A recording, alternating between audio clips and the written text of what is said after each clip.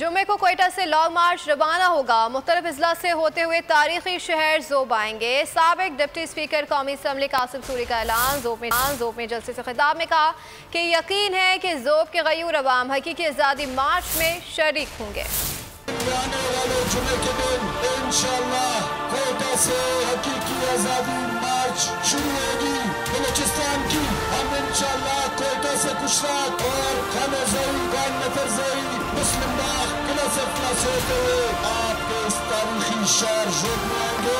ज़ोब के लोग हकीकी आज़ादी चाहते हैं। ज़ोब के लोग भिखारी नहीं है। ज़ोब के लोग गुलाम नहीं है। अगर आपको हमारी ये वीडियो पसंद आई है तो लाइक पर क्लिक कीजिए।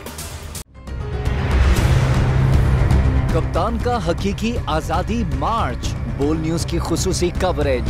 ये एक फैमिली मार्च है। हकीकी आज़ादी मार्च जो है जीटी रोड पर रवां दवा है। बोलने की हक और सच की बात। इमरान खान के कंटेनर के करीब फायरिंग का वाकया पेश आया। फायरिंग से जख्मी, अस्पताल मुंतकिल। कातिलाना हमले से किया पर्दा चाक। बोल हमेशा बना आवाम की आवाज।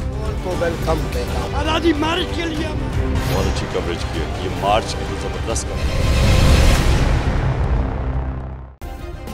सब्सक्राइब करें और बेल दबाएं ताकि कोई खबर रह न जाए।